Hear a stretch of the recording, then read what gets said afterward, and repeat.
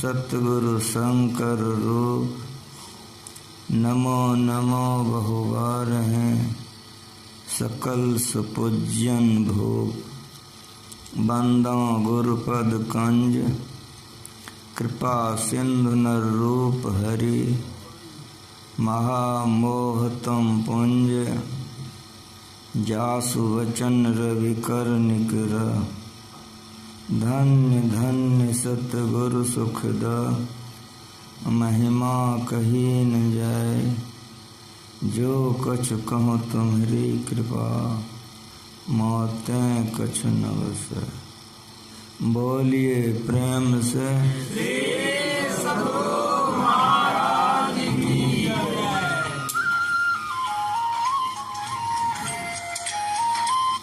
सत्संग में पधारे पवित्र आत्माओं, गुरु महाराज जी इस ज्ञान का प्रचार बड़ी कष्ट से किए। संतों का ज्ञान शांतिदायक है। जो संतों के ज्ञान के अनुकूल अपना जीवन बनाते हैं उसको शांति मिलती है। शांति ऐसी चीज है कि सभी को चाहिए। सारे संसार को, सारे विश्व को एक करके रखने के लिए संत मत। सारे संतों ने इस ज्ञान को प्राप्त करके हम लोगों के बीच इसलिए बताया कि हम सब के सब अशांत अशांत, हम तमाम को शांति चाहिए। गुरु महाराज जी नेपाल गए थे। नेपाल के भीतर में हम सारे गुरु महाराज जी के साथ में थे। हमको कोई ज़रूरत पड़ गई तो गुरु महाराज से हम बोलने का हजूर हमको तो आश्रम जाना पड़ेगा। गुरु महाराज जी ने कहा कि हाँ ठीक है, तुम आश्रम जाना चाहते हो तो जाओ, लेकिन एक काम करो। हम कहें जी हजूर। क्या करें? कहा कि राम लगन को बुखार लग गया है, उसको साथ में ले लो, जाओ। जी सरकार। ये बात की जानकारी अभेदानंद स्वामी को हो गई, तो साथ में अभेदानंद स्वामी भी थे जिन्होंने गुरु महाराज जी की जीवनी लिखी, अभिनंदन ग्रंथ पहला वाला। उन्होंने जाके कहा हजूर केदार जी और रामलगन जी जा रहे हैं, हुजूर की आज्ञा होती तो भागलपुर में हमको भी कुछ काम था, हम भी चले जाते हैं। कहा कि आप भी चले जाइए। जाइए। गुरु महाराज जी का आदेश ले करके वहाँ से हम लोग सब के सब जोगवनी आए। जोगवनी में सब सामान हम गाड़ी पर लाद दिए, रामलगन बा को लेटा दिए। जा कर के हम बाबा से कहें कि बाबा आपको दवाई खिलानी है, तो हम गर्म पानी लेकर आते हैं। गए चाय वाले के यहाँ, गर्म पानी लेके आए, बाबा को दवाई खिला दिए। तो रामलगन बा हमसे कहते हैं केदार, हम कहें जी सरकार। ये जो हेड सूट वाला है, चश्मा वाला सामने में, हम कहें जी ये आदमी बड़ा गड़बड़ है। हम कहा क्या हुआ? कहा तुम जब गया था पानी लाने, हमारा बेडिंग तुम्हारा सामान सब छू छू करके टेपता था, देखता था। ये गड़बड़ आदमी है, ये आदमी ठीक नहीं है, ये आदमी गड़बड़ है। हम कहें कि आप दवाई खा लिए, सो जाइए। ये चश्मा वाले को, हेड सूट वाले को हम देखेंगे की करता है। सो गए, गाड़ी खुल गई। जा रहे थे हम लोग, कुछ दूर गए हमने, अभिदान बाबा से उस सज्जन ने पूछा कि आप लोग कहाँ से आ रहे हैं? कहा हम लोग नेपाल से आ रहे हैं। तो आप लोग क्या करते हैं? कहा कि हम लोग ईश्वर भक्ति का प्रचार करते हैं। हमारे गुरु महाराज महर्षि में परमहंस जी महाराज हैं, वे अभी नेपाल में ही हैं। हम लोगों को कोई आवश्यक काम पड़ गई है कि लौट गए। तो ईश्वर किसको कहते हैं? तो समझाने लग गए। बीच बीच में बोल देता था। बाबा समझा रहे थे, समझाते समझाते वो अंग्रेजी में कुछ बोल दिया। अंग्रेजी में जो कुछ बोल दिया तो वेदांत बाबा बड़े गरम मिजाज के महात्मा थे। अंग्रेजी में जब उसको झाड़ना शुरू कर दिया तो गाली गलौज सब दे दिए और कहे कि तुम हमको अंग्रेजी दिखाता है रे, तुम हमको अंग्रेजी दिखाता है, तुम्हारा ऐसा ऐसा हमको पोता है और तुम हमको अंग्रेजी दिखाता है। बातें बड़ी बढ़ गई। राम लगनवा जो आराम कर रहे थे इशारे से बुलाए, इशारे से बुला करके बोले कि काहे तुम बूढ़ा आदमी को तंग करता है, तुम उसको तंग काहे करते हो, तुमको जो पूछना है जो जानना है ये मेरे बच्चे के पास बैठो, इससे पूछो ये बताएगा। बैठ गया। गाड़ी जा रही थी, कुछ देर के बाद वो हमसे यही प्रश्न कर दिया कि ईश्वर किसको कहते हैं। हम तो तुरंत लड़ाए देखे थे। वेदांत बाबा हमसे बड़े वो जमाने के बीए थे, रिटायर्ड हेडमास्टर थे। गुरुमा जी का उन्होंने जीवनी लिखी थी। उनके सामने हमारी जानकारी में कितना फर्क। हम सोचे कि कहाँ क्या, लेकिन वो पूछ दिया तो हमको समझाना जरूरी था। समझाने लगे हैं वेद मंत्र से, नहीं वेद मंत्र से नहीं कहिए। रामायण से समझाने लगे तो नहीं रामायण से नहीं कहिए, गीता समझाने गीता से नहीं कहिए। उन्होंने कहा कि हम कहें कि आप समझना कैसे चाहते हैं, तो आपके गुरु महाराज जी क्या कहते हैं सो कहिए। तो हम कहें कि हमारे गुरु महाराज जी का आप नहीं समझ सकेंगे, वे तो इस ईश्वर के लिए एक ही शब्द कहते हैं। रामायण में एक चौपाई है या दोहा है, गीता में श्लोक है, वेद में मंत्र है, हमारे गुरु महाराज जी एक के शब्द बोलते हैं। तो मैं बोलूँगा तो आप नहीं समझ सकेंगे। कहा कि नहीं आप अपने गुरु महाराज से कहिए। हम कहे ठीक है, हमरे गुरु महाराज से सुनना चाहते हैं, हमरे गुरु महाराज से सुनिए। जो परम तत्व हमारे गुरु महाराज जी ईश्वर के लिए यही कहते हैं। गाड़ी जा रही है, क्या जो परम तत्व, हम जो आदि अंत रहे थे। फिर गाड़ी जा रही है, क्या आदि अंत है, हम जो असीम है। उसके बाद हम बोल भी नहीं करते थे। फिर थोड़ी देर के बाद क्या असीम है, हमको जो अजन्मा है। का क्या जन्मा है, हम कह के आप हमसे पूछते रहिएगा, हम एक के शब्द बोलेंगे, आगे बोलवे नहीं करेंगे, आप समझबो नहीं करिएगा। आपका भी समय बर्बाद होगा, मेरा भी। क्या आप समझना चाहते हैं? कहा कि जी। हम कागज निकालें, पेन निकालें, दे दिए। हम कहे एक शर्त कीजिए। कहा क्या? हम जब तक बोलेंगे आप कुछ नहीं बोलिएगा। हाँ कहिए तब हम समझें। हाँ ठीक है। हम कहे जो प्रश्न उठेगा कागज में लिखिएगा, बीच में टोकिएगा नहीं। कहा ठीक है। तब हम समझाना शुरू किए। गुरु महाराज जी अपने लोगों को सिखाए हैं कि स्थूल तत्व सूक्ष्म में स्वाभाविक व्यापक होता है और उसका घेरा उससे बेसी होता है। ये सिद्धांत याद रखिएगा। ये सिद्धांत है। क्या सिद्धांत है? सूक्ष्म वस्तु स्थूल में स्वाभाविक व्यापक होता है और स्थूल से सूक्ष्म का घेरा ज्यादा होता है। इसको समझाने के लिए इस संसार से समझिए। मट्टी और पानी दो है ना, तो मट्टी है मोटा स्थूल और पानी सूक्ष्म है। तो देखिए पानी और मट्टी को मिला दीजिए। जो भूगोल पढ़ते हैं बच्चे लोग, तो क्लास में मास्टर पढ़ाता है, कांच के गिलास में मट्टी पानी को घोर देता है, मेज पर रख देता है। भूगोल पढ़ाने वाले शिक्षक कुछ देर में देखेंगे कि मट्टी नीचे पानी ऊपर है।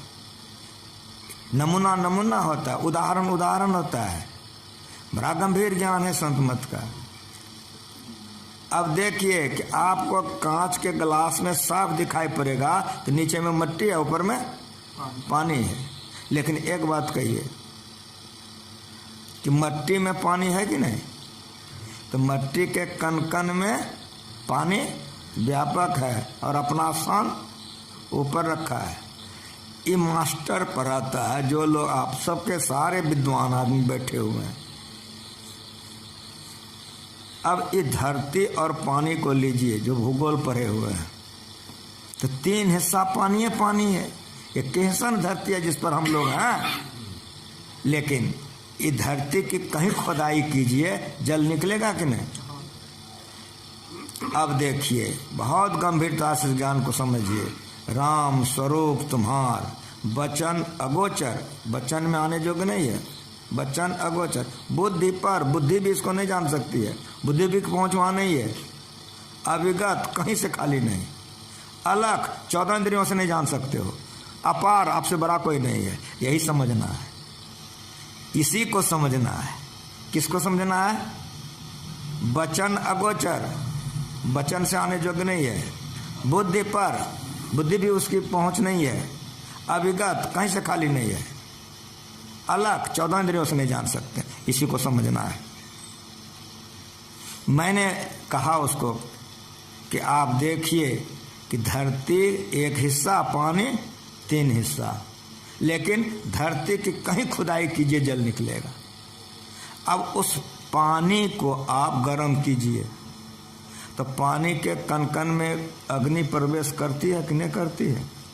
इसलिए खूब बढ़िया समझ लीजिए कि सूक्ष्म वस्तु के लिए स्थूल पर्दा नहीं होता है।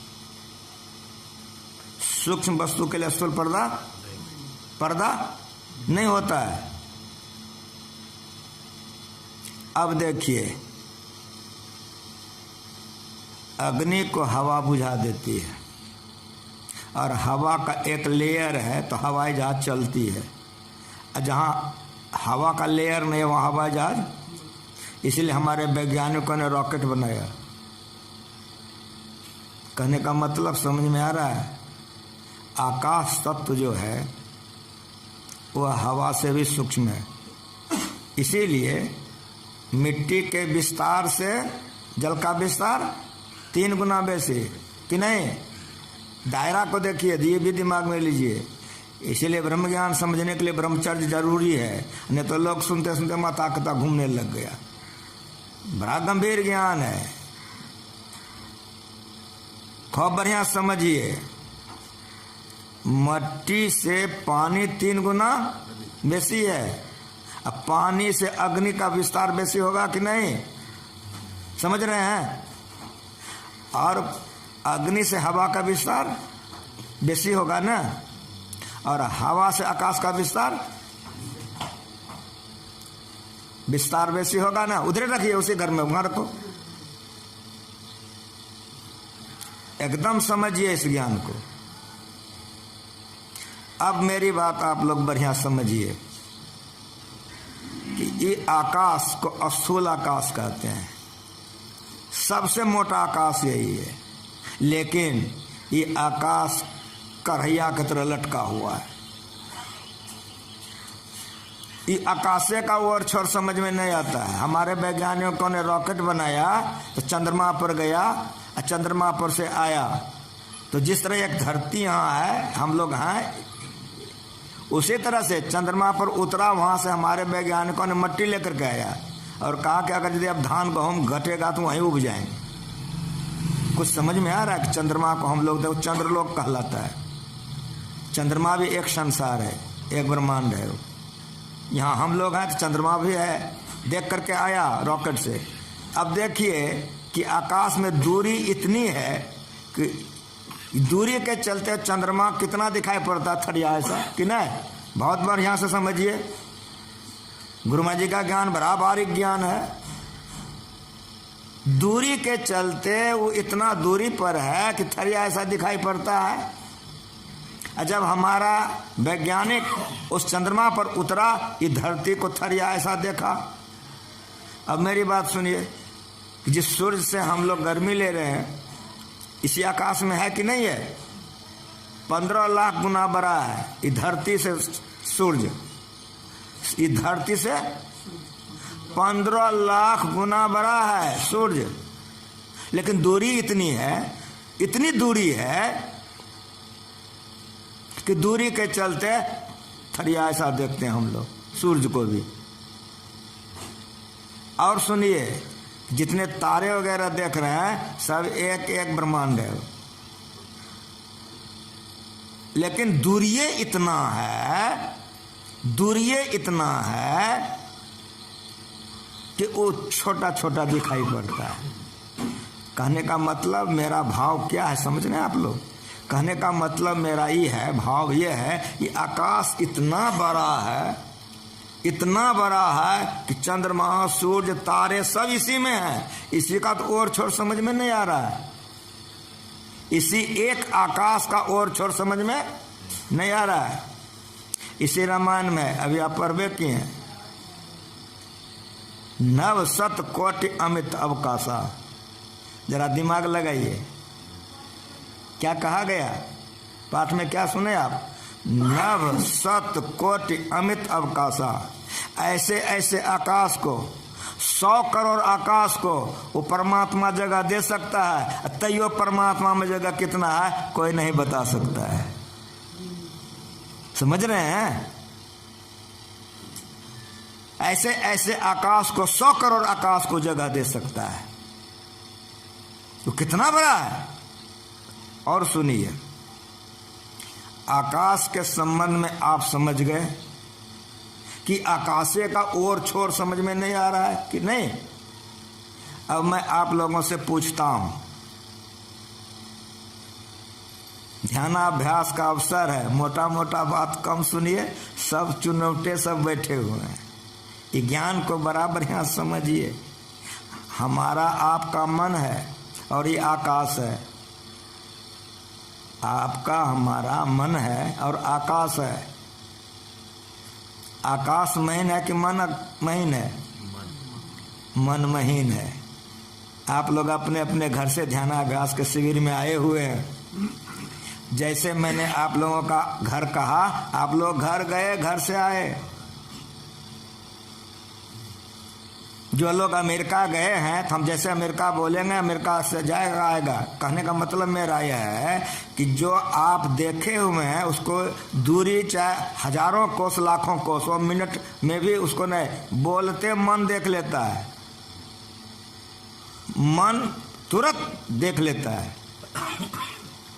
क्यों? इस आकाश में मन गया, मन आया कि नहीं? मन ये आकाश में चल सकता है, लेकिन आपके मन में आकाश घुसेगा? कहने का मतलब हमारा क्या है? कहने का मतलब हमारा है कि आकाशे का ओर छोड़ने लगता है। आकाश के विस्तार से मन का विस्तार छोटा होगा कि बड़ा होगा? खाली हम विस्तार समझा रहे हैं। और एक बात सुनिए कि जब मन का विस्तार आकाश से बड़ा होगा तो आकाश को आप पकड़ सकते हैं। हवा का तो बोध होता है, मट्टी का भी बोध होता है, पानी का भी बोध होता है। मेरी बात बढ़िया समझिए। मट्टी से सूक्ष्म हो गया पानी, पानी से हवा, आकाश, गर्मी, गर्मी का भी बोध हो जाता है, हवा का भी बोध हो जाता है। लेकिन अब आगे चलिए, आकाश का बोध नहीं होता है। न उसको पकड़ सकते हैं, नहीं छू सकते हैं, लेकिन समझते तो हैं कि आकाश है। जब आकाशे को आप नहीं छू सकते, नहीं समझ सकते हैं, इसका विस्तार का टेरने लग रहा है, तो मन का जो विस्तार होगा इससे बेसी होगा कि नहीं होगा? क्या मन को समझ सकते हैं आप? मन का दायरा, मन का घेरा आकाश से बेसी होगा कि नहीं? और पूछिए कि आकाश के कण कण में मन व्यापक होगा कि नहीं होगा?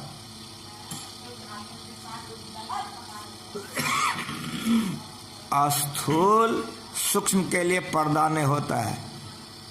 कितना चीज है। आपका घर मन गया, मन आ गया। तो जब मन गया आ गया तो अभी मन जो कहा जा रहा है मन मनन नहीं कर सकता है। अभी क्या आप सुन रहे हैं? यहाँ स्वरूप की चर्चा हो रही है। रूप की नहीं। इसलिए स्वरूप को समझिए खूब बढ़िया से। मन का मंडल आप लोगों के मन में आ गया ना कि आकाश के मंडल से बेसी होगा। और एक बात सुनिए, मन पर बुद्धि शासन करती है। अगर मन पर बुद्धि शासन नहीं करे तो रास्ते पर हम लोगों को लात जूता तुरंत लग जाएगा। संतों का ज्ञान प्रमाण के साथ है, खाली मोटी मोटी बात नहीं, महीन बात को गंभीरता से समझिए, खूब गंभीरता समझिए। मन पर बुद्धि शासन करती है कि नहीं करती है? अब आप बताइए कि मन से बुद्धि सूक्ष्म होगी कि नहीं होगी? और एक बात बताइए, बुद्धि का दायरा घेरा मन में आ सकेगा? लेकिन समझना है, समझना है, बुद्धि का जो दायरा होगा, बुद्धि का जो विस्तार होगा, वो मन से बेसी होगा कि नहीं होगा? अब सुनिए, ये जितनी सुनाए हम और सुना सकते हैं, लेकिन सुनिए, ये सब के सब जड़ है। ये सब के सब ये जड़ है। मन भी जड़ है, बुद्धि भी जड़ है, आकाश भी जड़ है, हवा भी जड़ है, पानी भी जड़ है। ये जितना मैं सुना दिया, ये सब का सब जड़ है। इसको अपनी शक्ति सत्ता नहीं है। अब ये भाषित किस पर है, संचालित किस पर है, ये हमको समझना है। जिस तरह से आपके शरीर में एक चेतन शक्ति है जिससे आप जीवित हैं कि नहीं? अगर चेतन निकल जाए तो हम लोग जिंदा रहेंगे? नहीं रहेंगे। समझ रहे हैं कि नहीं? उसी तरह से मन में चेतन है, जो मन काम कर रहा है। अगर मन से चेतन निकल जाए तो मन मर जाएगा, मन काम नहीं कर सकेगा। और सुनिए हमारी बात, बुद्धि में चेतन है। अगर बुद्धि में चेतन नहीं रहे तो बुद्धि मर जाएगी, बुद्धि काम नहीं कर सकेगी, बुद्धि काम नहीं कर सकेगी। ये चेतन क्या है? और आप हमारी बात समझिए कि चेतन का जो विस्तार होगा, फैलाव होगा, इस चेतन का फैलाव बुद्धि से बड़ा होगा कि नहीं होगा?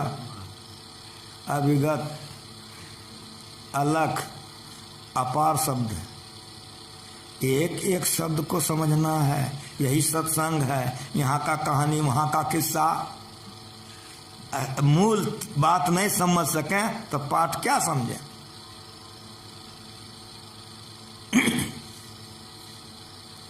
अविगत, अलख, अपार, समझिए खूब बढ़िया से।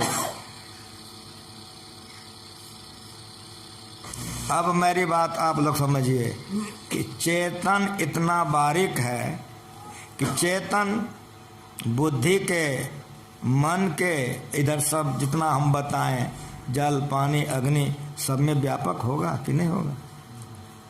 एकदम समझ रहे हैं? ठीक ठीक आप लोग। उसका विस्तार बेसी है। अब मेरी बात सुनिए, वो जो चेतन है, चेतन किस पर आधारित है? तो चैतन्य चेतन, चेतन को जो चेतना देता है, ये बीजक है।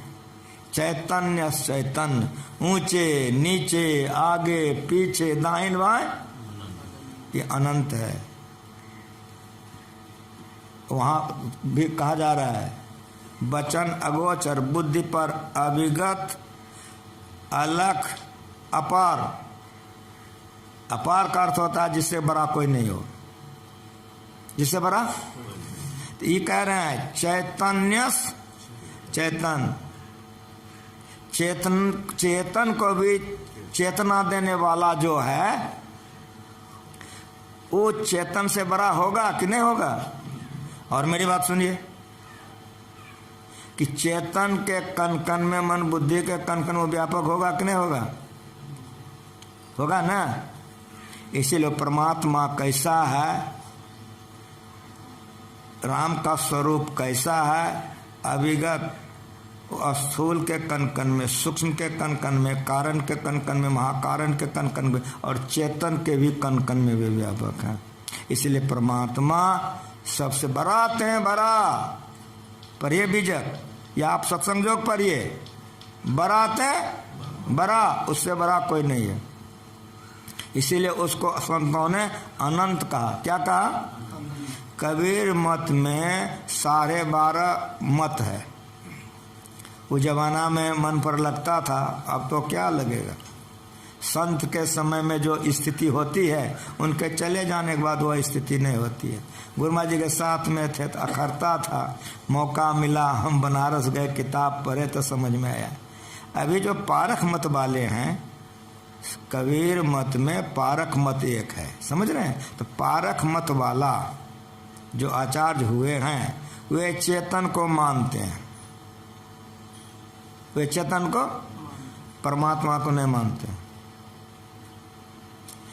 इधर हम जितना आपको समझाएं, मन को मानता है, बुद्धि को मानता है, चित्त संकार सब मानता है, चेतन को मानता है, परमात्मा को मानवे नहीं करता। कहीं कबीरपंथी से गपशप होगा न तो आपको पता चलेगा, वो लोग ईश्वर परमात्मा राम कृष्ण के लिए इतना व्यंग्यात्मक शब्द बोलता है ना, पढ़िएगा उनका किताब तो मन में तकलीफ हो जाएगी। वो चेतन को मानता है, परमात्मा को नहीं मानता है। लेकिन एक कबीरपंथी से हमको पल्ला पड़ गया। वे ऊंचे दर्जे के विद्वान थे वे साधु। जब उनसे हमारी बातचीत होने लग गई, बहुत देरों तक बातचीत हुई। कहीं हम रास्ता यात्रा कर रहे थे, उस यात्रा में उनसे हमारी भेंट हो गई थी।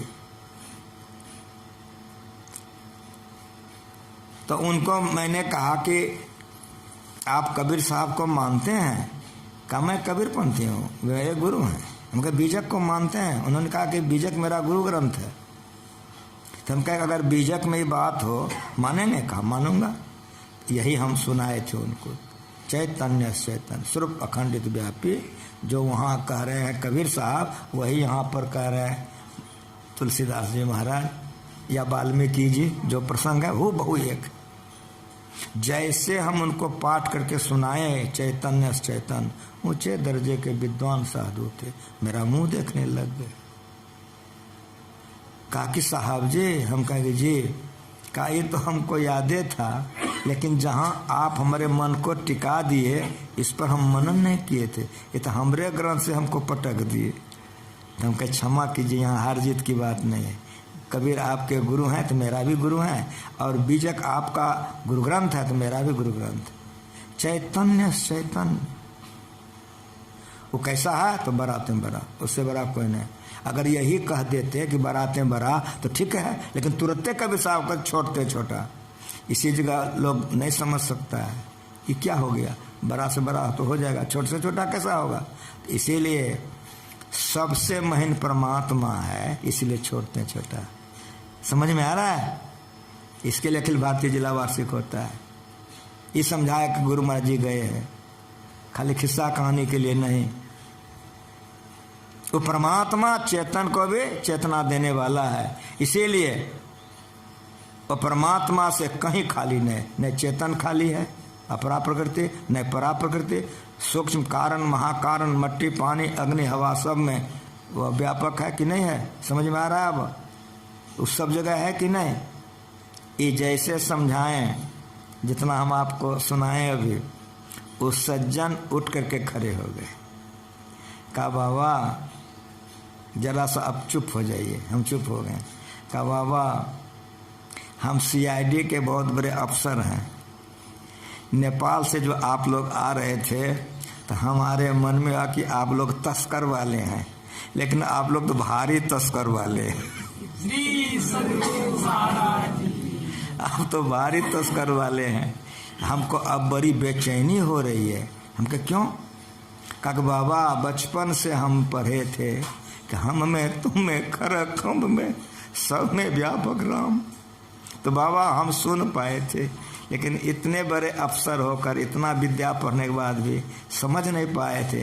अब जो आप हमको अभी समझाए हैं तो हम जिधर जिधर देखते हैं रेलगाड़ी, जनानी, मर्दाना, अब हमको लगता वो परमात्मा कहीं से खाली नहीं। समझ रहे हैं? आंख में आंसू आ गए बेचारे के, और कहने लग गए कि बाबा अब हमारे मन में आ रहा है कि सब जगह ओत प्रोत है। तो उसको हम देख क्यों नहीं पाते? जब सबसे वे सब जगह व्यापक हैं, वे सब जगह हैं ही, तो देख क्यों नहीं पाते हैं? यह तो जिज्ञासा है। लेकिन एक बात हमारी बाबा सुनिए, हमको बोली का 3 स्टेशन तक हमारा चेक करने का दायरा है बाबा, नौकरी करता हूँ। हम 7 स्टेशन आपको समझने के लिए आ गए। हम गवर्नमेंट का मुशाहरा खाते हैं, कहिए अब हम आगे जाए कि लौट जाए। तो हम उनको कहें कि महाशय जी सुनिए, इस समझने के लिए आपको 7 स्टेशन पार करना पड़ा, तो अब उसको पाएंगे कैसे? इसके लिए भी 7 स्टेशन चाहिए। चलिए बाबा के पास, बाबा का चरण छू के प्रणाम किए, अपना परिचय दिए कि बाबा हम CID विभाग के बहुत बड़े अफसर हैं। आज तो हमारा यात्रा बड़ा अच्छा हुआ, जो हम अपने लाइफ में नहीं समझ पाए थे, आज उन मालिक की बड़ी दया हो गई कि ईश्वर सर्वत्र सर्वव्यापक कैसे हैं, हम आज तक नहीं समझ पाए थे इतना विद्या पढ़कर। आज इनसे सुन करके मेरे मन में बड़ी प्रसन्नता हुई, लेकिन बाबा बेचैनी भी हो रही कि ऐसे परमात्मा को हम पाएंगे कैसे, जो मन से भी परे है, बुद्धि से भी, मनो नहीं जा सकेगा, बुद्धियों नहीं जाएगी, तो पाएंगे कैसे? बड़ी बेचैनी है। राम लगनवा समझाए कि आप समझ गए, विद्वान पढ़े लिखे हैं, मालिक की दया है। हम लोग भागलपुर में रहते हैं, जब कभी भी आपकी इच्छा होगी मौका पाकर वहाँ आइएगा, एड्रेस लिख लीजिए, तो पाने की भी विधि आप पा जाएंगे। अभेदानंद बाबा को चरण छू के प्रणाम किए और कहे कि बाबा आप हमसे कहे थे कि आपका ऐसा पोता हमको है, क्षमा कर दीजिए। अभेदानंद बाबा बड़े विचित्र स्वभाव के थे, तुरंत छाती से लगा लिए, पीठ थपथपा दी, कहा हमको आपके प्रति कोई दुख नहीं है, कोई कष्ट नहीं है। ईश्वर स्वरूप को समझना, क्या समझ रहे हैं? बराते बरा, छोटते छोटा, में ही ते सब लेखा, सबके मध्य निरंतर से, जग पेखन तुम देख निहारे, विधि हरि शंभु नचाव निहारे, ते उन जाना है। क्या मजाक बात है? ब्रह्मा उस बात को नहीं जानता है, विष्णु नहीं जानते हैं, लोग बुझ सकेगा? हम लोगों के माथे में जल्दी अट जाए, मजाक समझते हैं। इसी के लिए अखिल भारतीय जिला वार्षिक होता है, खाली किस्सा कहानी के लिए नहीं। विधि हरि शंभु नचावन त्यों जाना है मरम तुम्हारा, और तुम को जान नहीं हारा। ये पाठ है कि ब्रह्मा की पहुंच वहां नहीं है, विष्णु की पहुंच वहां नहीं है, शिव जी की पहुंच वहां नहीं है। क्यों? ये लोग भी आवागमन में है, ये लोग भी नीचे में है। भगत है तो भगवान प्रभु राम धरे तनु भोग, के चरित्र पावन परम प्राक्तन अनुरूप, यथा अनेक भेष धरे नृत्य करे नटको, सोय सोय भाव दिखावे आप। विष्णु के अवतार राम है। अब वाल्मीकि जी कह रहे हैं विधि हरि शंभु नचाव निहारे, तो विष्णु को विष्णु नचा रहे हैं। तो यहाँ विष्णु से, विष्णु का मतलब है विष्णु शरीर है, विष्णु का आत्म स्वरूप को जानिए। यहाँ राम ठहरा है, राम के स्वरूप को जानिए। क्या कह रहे हैं वाल्मीकि जी? राम स्वरूप तुम्हार, इन्हें कह रहे, राम रूप तुम्हार इन्हें कह रहे, स्वरूप तुम्हार। वचन अगोचर, वाणी में आ ही नहीं सकता। अघोषम अव्यंजनम अस्वरंग चौ, वाणी में आ ही नहीं सकता। मन की पहुंच नहीं है, बुद्धि की पहुंच नहीं है, लेकिन इसको सुनना और समझना है, बार बार सुनना और समझना है। अगर इसको हम लोग बार बार सुनेंगे नहीं, समझेंगे नहीं, तो फिर हम लोग भी गिर जाएंगे, हम लोग भी गिर जाएंगे। सोई जाने जय देह जनाए, जब बोलने लगते तो गुरुमा जी रो देते थे, आंख से टप टप आंसू गिर जाती थी गुरुमा जी की। क्यों? चिदानंदमय देह तुम्हारी, विगत विकार जान अधिकारी। इसलिए पाठ को याद कीजिए कि पढ़ा क्या गया है, उसी को बार बार हम लोग एकांत में समझें, करें, लोगों को समझावें, यही संत मत है, कोई नई बात नहीं। चिदानंद में देह तुम्हारी, विगत विकार। हे राम तुम विकार से परे हो। विकार क्या है? स्थूल, सूक्ष्म, कारण, महाकारण, चेतन विकार है। कौन बुझेगा? ये जो बराबर सत्संग करेगा तो बुझेगा, नहीं तो नहीं बुझ सकेगा। इसका खुलासा करने वाला खाली किस्से कहानी कह देगा तो कहाँ बुझेगा? सत्संगों में नहीं बुझेगा। तो इसीलिए गुरु महाराज जी कहते थे कि मोटी मोटी बातें यदि हुई तो संत मत का नहीं हुआ। संत मत का सत्संग ये है, इसकी गहराई को जानिए।